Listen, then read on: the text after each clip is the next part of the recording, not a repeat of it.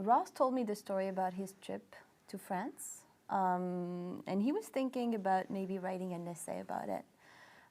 So the story about him being in his 20s, going to France, getting this job as an assistant photographer, being, becoming part of this visual art world all of a sudden, and then meeting a woman.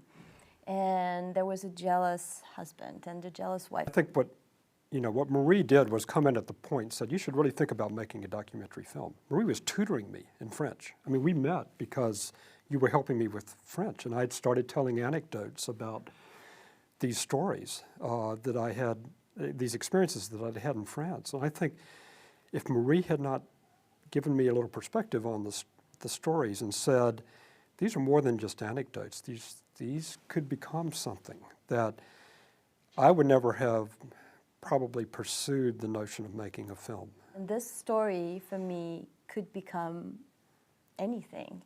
And in Ross's hands, it could become his next documentary film. My relationship with my son was certainly on the table as a thing that needed to be addressed, but I don't think I really expected to come up with a solution for how to be his father via making a film. I hoped that somehow the film would enable me to have more sympathy for his situation as a young man who was somewhat lost the way I had been somewhat lost when I was his age.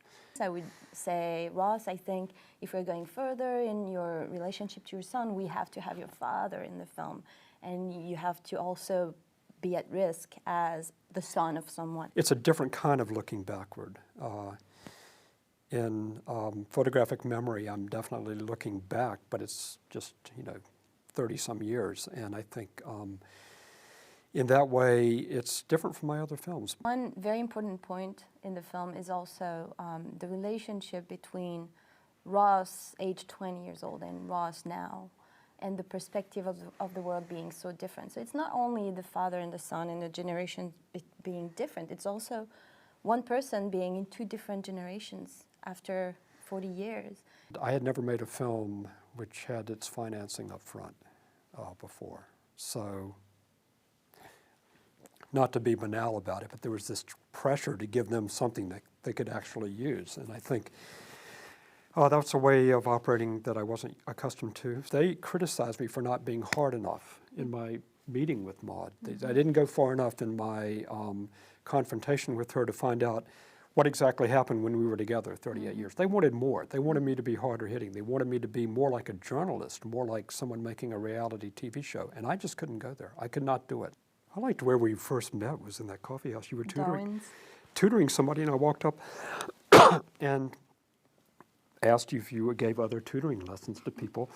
And that's in fact where we ended up meeting. And that's in fact where we concocted the notion of trying to do something with these stories I was telling you about going to France. In some ways, I would say Ross listened to me, to my ideas, and maybe was a little bit inspired.